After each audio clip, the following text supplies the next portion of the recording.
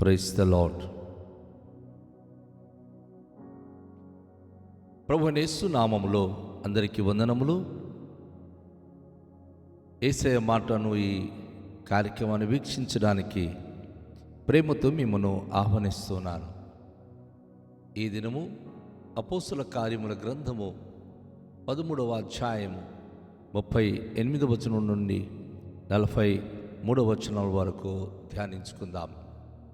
కాబట్టి సహోదరులారా, మీకు ఈయన ద్వారానే పాప క్షమాపణ ప్రచురమగుచున్నదనియు, మీరు మోసే ధర్మశాస్త్రము వలన ఏ విషయములలో నీతిమంతులుగా తీర్చబడలేకపోతిరో ఆ విషయము అన్నిటిలో విశ్వసించు ప్రతివాడును ఈయన వలననే నీతిమంతుడుగా తీర్చబడుననియు మీకు తెలియను గాక. ప్రవక్తల గ్రంథమందు చెప్పబడినది మీ మీదికి రాకుండా చూచుకొనుడి. అదేమనగా, ఇదిగో తిరస్కరించువారులారా, ఆశ్చర్యపడుడి, నశించుడి. మీ దినములలో నేనొక కార్యములు చేసేదను, ఆ కార్యము ఒకడు మీకు వివరించినను మీరెంత మాత్రమును నమ్మరు అనెను. వారు సమాజ మందిరముల నుండి వెళ్ళుచుండగా ఈ మాటలను మరుసటి విశ్రాంతి దినమున తమతో చెప్పవలనని జనులు వేడుకొనిరి. సమాజ మందిరములోని వారు లేచిన తర్వాత అనేకులు యూదులను, భక్తిపరులైన యూదమత ప్రవిష్టులను పౌలును బర్నబాను వెంబడించిరి. వీరు వారితో మాట్లాడుచు దేవుని కృపయందు నిలకడగా నుండవలెనని వారిని హెచ్చరించిరి. ప్రభునందు ప్రియమైన వాళ్ళారా, అపోస్తుడైన పౌలు అంత్యోకయలో చేసినటువంటి ఆ అద్భుతమైన సందేశాన్ని వాస్తవంగా ఆ రోజుల్లో ఎంత కమాండ్గా ఆయన వారికి హెచ్చరికతో కూడిన బోధన బోధిస్తున్నాడో మనం గమనిస్తున్నాం. పాత నిబంధనల్లో ఉన్న ప్రవచన వాక్యాలు ఎత్తి చూపిస్తూ ప్రభువైన యేసుక్రీస్తు వారి యొక్క మరణ పునరుత్థానం గురించి వారితో మాట్లాడుతూ, దావీదును గురించిన కీర్తనల గురించి కూడా వారికి వివరిస్తూ ఆయన ఏమంటున్నారంటే, సహోదరులారా, మీకు ఈయన ద్వారానే పాపక్షమాపణ ప్రచురమగుచున్నదనియు. ఖండితంగా అపోస్తలుడు పౌలు అంటున్నాడు, ప్రభువైన యేసుక్రీస్తు ద్వారానే ప్రతి మానవ జాతికి పాప క్షమాపణ కలదు. ఆయన చెప్తూ, మీరు మోసే ధర్మశాస్త్రం వలన ఏ విషయంలో నీతిమంతులుగా తీర్చబడలేకపోతిరో ఆ విషయములన్నిటిలో విశ్వసించు ప్రతివాడును ఈయన వలననే నీతిమంతుడిగా తీర్చబడునని మీకు తెలియగాక. ఖరాఖండిగా ఒక అద్భుతమైన వాస్తవికమైన సత్యాన్ని అపోస్తలుడు పౌలు ఇక్కడ తెలియజేస్తున్నాడు. చాలామంది వారి ఆచార కర్మకాండాల ద్వారా, మేము చేస్తున్న పూజ పునస్కారాల ద్వారా మేము నీతిమంతులైపోతాం అనుకుంటారు. కానీ అపోస్తలుడైన పౌలు ఇక్కడ వారికి బోధిస్తూ, నీతిమంతులుగా అగుపడడానికి యేసు ప్రభువును విశ్వాసము ద్వారా, యేసును విశ్వసించడం ద్వారా, ఈయన ద్వారానే మనకు పాప క్షమాపణ జరుగుతుంది తప్ప మోసే ధర్మశాస్త్ర విషయంలో మనం నీతిమంతులుగా తీర్చబడలేకపోతున్నాము. ధర్మశాస్త్రం మనకు ఏ విషయంలో కూడా నీతిమంతులుగా తీర్చలేకపోతుంది. కానీ ప్రభువైన యేసునందు విశ్వాసముంచు ప్రతివాడు ప్రభువైన యేసు ద్వారా మాత్రమే నీతిమంతులుగా తీర్చబడుతున్నారు అని అపోస్తలుడైన పౌలు ఆయన చక్కగా తెలియచేస్తూ ఉన్నాడు. ఈరోజు మనం చేసే అనేకమైన పూజ పునస్కారాల ద్వారా, అనేకమైన ధర్మ కార్యముల ద్వారా నీతిమంతులుగా అగుపడలేము, తీర్చబడలేము. కానీ ప్రభువైన యేసునందు విశ్వాసం ఉంచి ఆయన బోధించిన వాక్యానికి అనుసరించడం ద్వారా మాత్రమే మనము నీతిమంతులుగా తీర్చబడగలమని ప్రభు ఈ వాక్యం ద్వారా మనకు తెలియజేస్తున్నాడు. అదే సమయంలో ప్రవక్తల గ్రంథమందు చెప్పబడినది మీ మీదికి రాకుండా చూచుకొనుడి. చాలామంది అక్కడ మత ప్రవిష్టులు ఉన్నారు, యూద మత అధికారులు ఉన్నారు, ఇశ్రాయేలీలు యూదులు ఉన్నారు. ఇక్కడ అపోస్తలుడు పౌలు అంటున్నాడు, మన పితరులు, మీ యొక్క పితరులు ప్రవక్తల గ్రంథమందు చెప్పబడినటువంటి అనేకమైనటువంటి ఆ యొక్క శిక్ష విధి మీ మీదికి రాకుండా చూసుకోండి. ఎందుకంటే ప్రవక్తలు బోధించిన ప్రభు అయిన యేసుక్రీస్తును హతమార్చినటువంటి చరిత్ర మీ మీద ఉంది, మన పితరుల మీద ఉంది.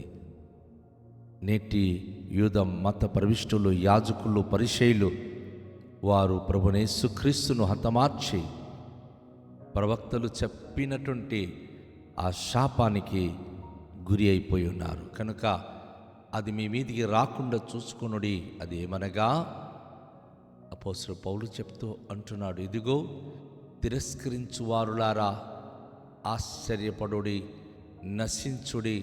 మీ దినములలో నేనొక కార్యము చేసేదను, ఆ కార్యము ఒకడు మీకు వివరించినను మీరెంత మాత్రమో నమ్మరు.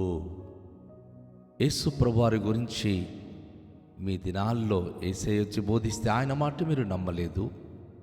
ప్రవక్తలు బోధించిన ప్రవక్తల గ్రంథాలు మీరు అంగీకరించలేరు.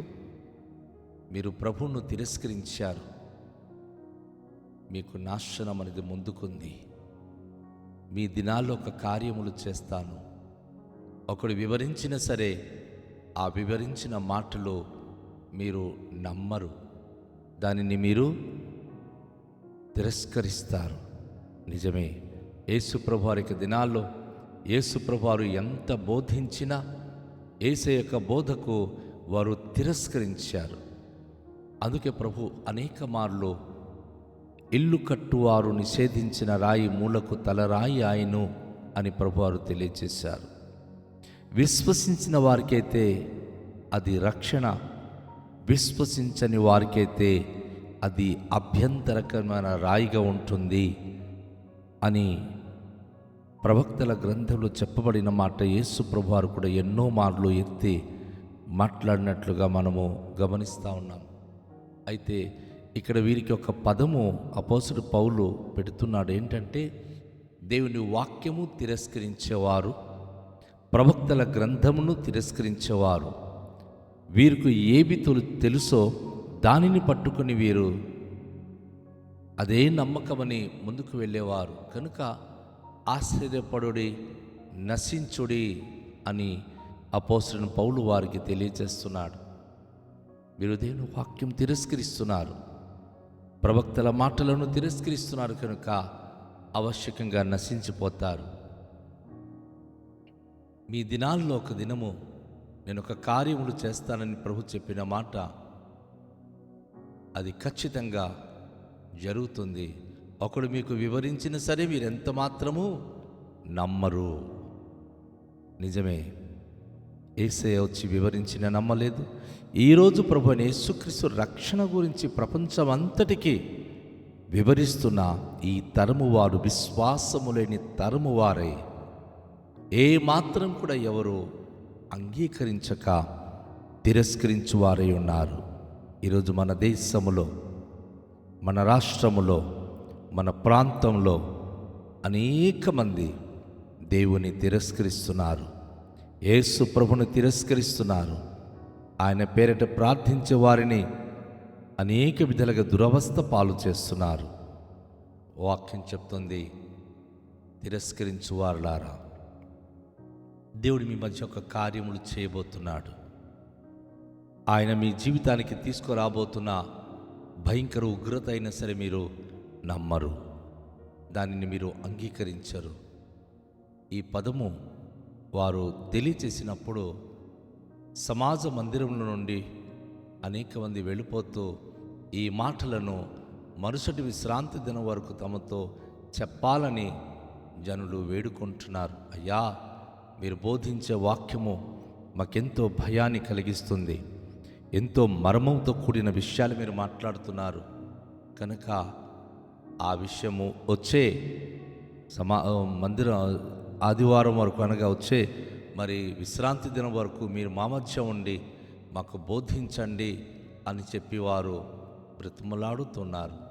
సమాజ మందిరంలోని వారు లేచిన తర్వాత అనేకులు యూదులను, భక్తిపరులైన యూదమత ప్రవిష్టులను పౌలును బర్నబాను వెంబడించి వీరు వారితో మాట్లాడుచు దేవుని కృప యందు నిలకడగా ఉండవలెనని వారిని హెచ్చరించిరి. పౌలు బర్నబా వారు అనేక మందితో మాట్లాడుతూ దేవుని వాక్యమందు స్థిరులుగా ఉండాలని, దేవుని యొక్క మాట చొప్పున వారు జీవించాలని వారికి హెచ్చరించారు. ఎందుకంటే వారిలో ఒక భయం ఏర్పడింది. మేము ఒకవేళ దేవుని వాక్యము తిరస్కరించేవారైతే మాకు కూడాను శిక్ష విధి తప్పదు కదా. కనుక మేము తిరస్కరించే వారంగా కాకుండా ఆయన కృపలో నిలకడగా ఉండడానికి, తనలో విశ్వాసం కలిగి ఉండడానికి ఆ సమాజ మందిరంలో అనేక మంది యోధులు, భక్తిపరులైన వాడు, యూదమత ప్రవిష్టులు వారు పౌలును బర్నబాను వేడుకుంటూ వారు బోధించేటటువంటి ప్రభువైన యేసుక్రీస్తు వారి యొక్క వాక్యములో, ప్రభువైన యేసుక్రీస్తు వారి యొక్క కృపలో నిలకడగా ఉండాలని వారు ఇచ్చిన హెచ్చరికను మనస్ఫూర్తిగా వారు అంగీకరించి వారు ఆ దినమందు వారి బోధకు వారు విధేయులవుతున్నారు. ఈరోజు కూడాను సమాజములో దేవుని ప్రజలు, సంఘములో ఎంతమంది దేవుని వాక్యానికి విధేయులవుతున్నారో వారికి దేవుడు నిశ్చయంగా దీవించి వారిని స్థిరపరచువాడై ఉన్నాడు, వారిని బలపరచువాడై ఉన్నాడు. ఒకవేళ దేవుని యొక్క వాక్యాన్ని గనుక అవిధేయులుగా జీవిస్తే, దేవుని యొక్క వాక్యానికి గనుక అవిధేయత చూపించి జీవిస్తే, తిరస్కరిస్తే మనము నష్టపోతాం. ప్రభువైన యేసుక్రీస్తు తన అమూల్యమైనటువంటి రక్తమును కార్చి మన కొరకు బలియాగమై తన రక్షణలో మనం జీవించాలని కదా ఇట్టి రక్షణ ప్రణాళిక ఆయన సిద్ధపరిచి ప్రవక్తల ప్రవచనాలు, ధర్మశాస్త్రం ఉన్నటువంటి అనేకమైన ప్రమాణాలు తన జీవితంలో నెరవేర్చి ఉన్నాడు. కనుక రండి, తలలుంచుకొని ఆ మహిమగల ప్రభువైన యేసుక్రీస్తును స్వీకరించి ఆయన వాక్యానికి తిరస్కరించక మనము మన జీవితాలను ఆయనకు అంకితం చేస్తూ మన కొరకు బలియాగమై ఈ పరిశుద్ధమైనటువంటి శుక్రవారమున మన కొరకు మరణించిన మన ప్రభువైన యేసుక్రీస్తును మనస్ఫూర్తిగా మనము ప్రార్థించుతాం. దయగల తండ్రి, మీకు వందనాలు. ఈ వాక్యం మా జీవితాలకు ఆశీర్వాదకరం ఉంచండి. మీరు మా కొరకు ఈ భూలోకానికి వచ్చి చేసిన త్యాగాన్ని మేము అంగీకరిస్తున్నాం. మా కొరకు మీరు చేసిన శిలువ యాగాన్ని మనస్ఫూర్తిగా మేము స్వీకరిస్తూ మా రక్షకుడు మీరే అని నమ్మి మిమ్మల్ని తిరస్కరించక మిమ్మల్ని అంగీకరించి మీ కృపలో మమ్మల్ని బలపరిచి నడిపించమని యేసు నామములో ప్రార్థిస్తున్నాము తండ్రి. ఆమేన్. అందరికీ షాలోమ్. ప్రభు మనలను ఆశీర్వదించునుగాక.